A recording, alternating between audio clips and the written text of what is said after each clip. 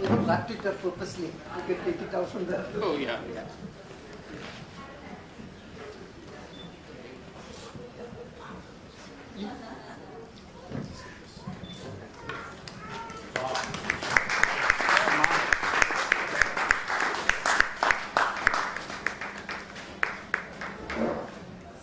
Yeah, talking about this report which came out, it was known as the World Agricultural Report, also the report of the International Assessment of Agricultural Science and Technology in Development.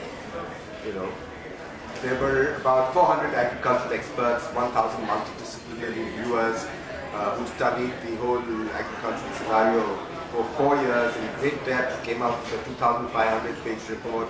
A condensed version of it is also available on the internet. It's supposed to be the second largest international study next to the climate change thing. And the bottom line, they say categorically, is business as usual is no longer an option. You know? There are many reasons for which they say it, you know.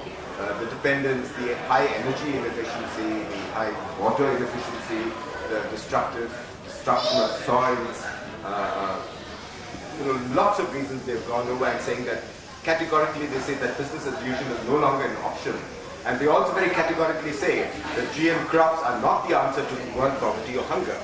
If anything, they will darken the nightmare, you know, and make it even worse. So now, forgetting the problem, because Ashish and Joy told us, you know, don't emphasize the problems too much. Focus on where we can go, what is the vision. And they even said, you know, like, you don't have to make it very rooted in actual realities. Let your imagination, you know, fly and think, you know, what can happen. Of course, I felt that, you know, any vision to be meaningful has to be rooted in real possibilities. So I looked at, you know, the scenario in India in food and farming, you know, even pre-British times and even maybe even pre-agricultural times, because they say the history of agriculture in India is about 10,000 years old. Some say 15,000 years old. But our human civilization evolved over a long period of time, and ours is actually an Aryan civilization, or the agriculture owes almost much of it to the wealth of the forest, the soils, the biodiversity, everything. And the agriculture which we had was a multi-cropping agriculture. You know, people dismissed it as subsistence agriculture, but actually you had a lot of food varieties taking care of all your needs, and you had small surpluses. The small surpluses were not convenient for pushing urbanization and industrialization, and so you had you know, Nehru Stream, which was further pushed ahead by C. Subramanian and M.S. Swaminathan and stuff like that, to get a couple of non-perishable crops like wheat and rice. So you had that surplus coming to feed the urbanization. So, but the fact of the matter is that it's a myth that the Green Revolution helped us and took us out of famine. That's absolutely not true.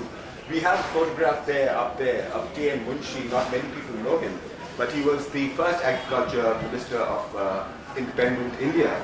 And in the period when he was agriculture minister, both the growth in agricultural production and productivity, that is the amount of output per unit area, increased more than in the Green Revolution years.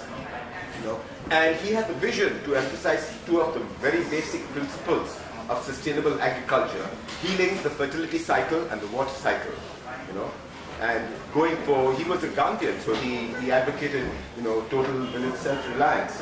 So we have a situation of a very rich agriculture in India. You know, the West, in the West you have Sir Albert Haar, who is considered the father of sustainable agriculture in the West, but he confesses in his book that I learnt all my farming from the humble peasants in India, how to grow healthy crops, everything about milk cropping, multi-cropping, about soil regeneration. And it was a wealth of knowledge. Of course, it wasn't even all over, and it had phases where it died out. You had the colonial period, the subsequent cash crops, the neglect of common areas or your water bodies, and all those things. But something like for example, the famines, the Great Bengal famine was truly a creation of the British government, when a lot of our food just went out of the country and it wasn't really a great need.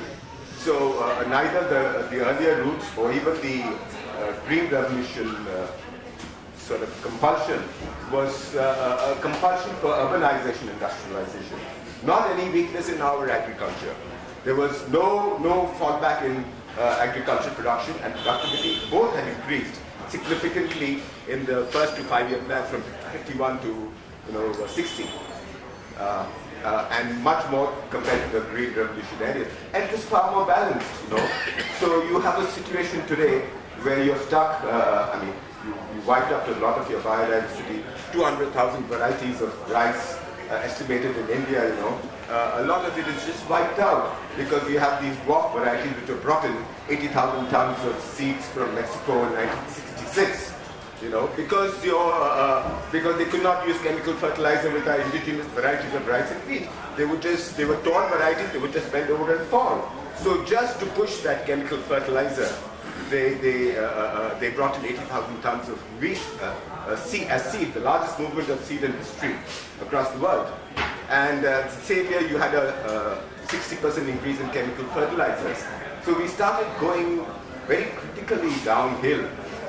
Just to, we can say that, okay, India would have been backward if we hadn't urbanized, we hadn't industrialized, but that's not a story. In terms of pure facts of, food, farming, self-reliance, health, we did not at all need to follow this path. And, when we talk about a vision, we should see our entropic path downhill. And that gives us an idea of how to trace it up. We have to revive our biodiversity, which is getting lost. There are lots of seed savers who are doing it. We have to check our soil erosion. It is estimated that the amount of soil that is eroded each year, is equivalent to 15 lakh crores, just valuing topsoil at 1 rupee per kg. And that is the basis of our health and existence. But that doesn't come at all into the accounting principles of any of our politicians or our planners. And so we have to get back to more integrated farming, a lot more tree crops.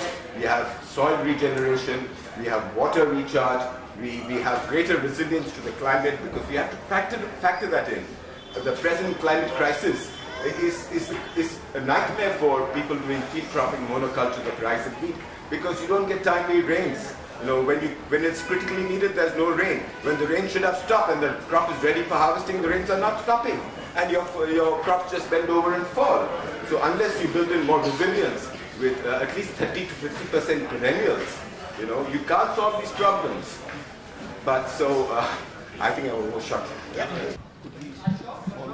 you do that, yes. Yeah.